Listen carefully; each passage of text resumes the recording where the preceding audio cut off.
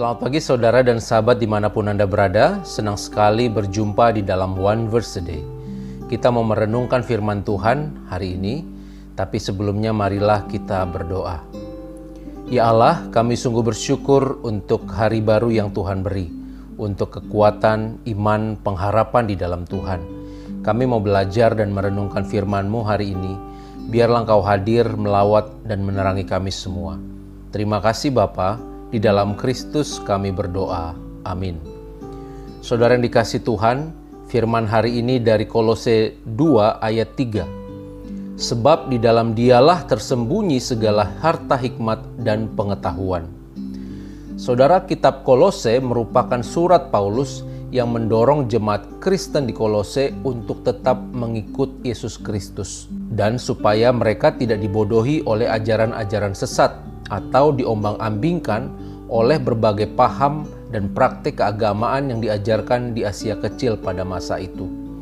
Paulus juga hendak meyakinkan jemaat Kolose untuk hidup layak di hadapan Tuhan serta berkenan kepadanya. Artinya, mereka harus meninggalkan hal-hal buruk yang menjadi bagian hidup mereka di masa lalu dan kini hidup sebagai umat kudus Allah. Saudara, di dalam ayat bacaan kita hari ini, Paulus menuliskan bahwa di dalam Tuhanlah tersembunyi segala harta hikmat dan pengetahuan. Saudara, selama berabad-abad Allah memberikan hikmat yang istimewa kepada orang-orang tertentu. Yang terutama di antara orang-orang tersebut adalah Salomo, seorang yang memohon hikmat kepada Allah. Hikmat Salomo termasuk hikmat mengenai hukum, yakni memahami bagaimana seharusnya seseorang berlaku satu sama lain. Banyak ucapan bijaksana dalam kitab Amsal yang menurut tradisi itu ditulis oleh Salomo. Saudara, dalam Perjanjian Baru, Yesus digambarkan sebagai orang yang hikmatnya lebih besar daripada hikmat Salomo. Hikmat Yesus digambarkan sedemikian besar sehingga orang di tempat asalnya pun tidak tahu dari mana ia memperolehnya. Surat Kolose mengatakan bahwa Yesus adalah kunci kepada misteri Allah, bahwa di dalam Dialah tersembunyi segala hikmat dan pengetahuan. Paulus mempertentangkan hikmat manusia yang adalah kebodohan.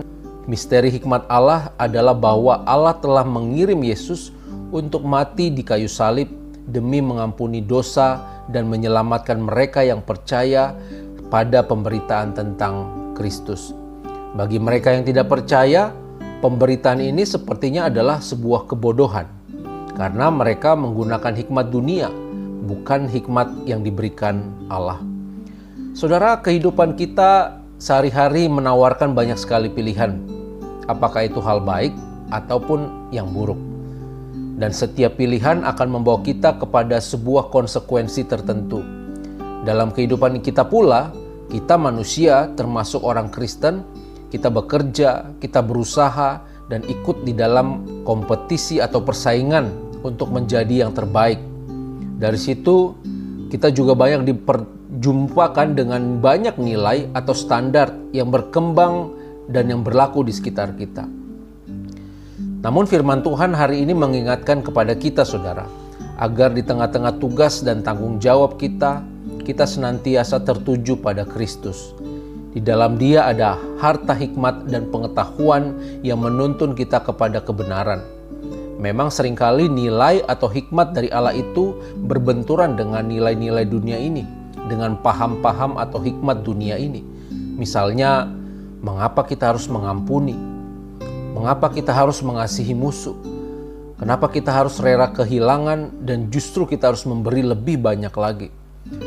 Hikmat dan cara-cara yang ditawarkan Kristus sering dianggap sebagai suatu kebodohan, saudara. Makanya banyak orang yang tidak mau mengikuti, sedikit orang yang mau menempuh jalan Tuhan. Tetapi hari ini kita diajak untuk berlomba-lomba mengejar dan mendapatkan hikmat dan pengetahuan dari Allah. Mari kita mendekat senantiasa kepada Yesus, sebab di dalam Yesuslah tersembunyi segala harta, hikmat, dan pengetahuan yang menuntun kita kepada kebenaran dan keselamatan. Sahabat, jangan cukup ketika kita hanya hidup menurut standar dunia ini. Kita baik, kita sukses, kita maju berdasarkan cara-cara dan hikmat dunia. Tetapi marilah agar yang terutama dan yang terpenting, kita hidup baik dan sukses menurut firman Tuhan, bahwa segala yang kita lakukan dan kerjakan itu baik dan berkenan terutama di hadapan Tuhan, dan semua yang kita lakukan itu sesuai dengan kehendak Allah. Mari semangat terus di dalam perjuangan iman kita, saudara. Kendati pun penuh tantangan dan godaan, tetapi kita terus mengarahkan hati kita, pikiran kita kepada Kristus. Dan saya percaya Roh Kudus pasti menolong dan memampukan kita semua. Amin. Mari kita berdoa. Ya Allah, kami sungguh bersyukur untuk firman Tuhan yang boleh kami dengar dan kami renungkan. Kami diingatkan hari ini agar kami senantiasa mengejar hikmat yang daripada Tuhan. Meskipun kami diperhadapkan dengan perbedaan nilai-nilai di dunia ini. Ada banyak sekali pilihan, tantangan, godaan yang bisa menyesatkan pikiran kami semakin jauh daripada Kristus. Itu sebabnya ya Allah, biarlah Roh Kudus-Mu yang menuntun dan menolong kami semua agar kami tetap berjalan di jalan Tuhan. Terima kasih Bapa, di dalam Kristus kami berdoa. Amin. Kiranya Tuhan memberkati kita semua.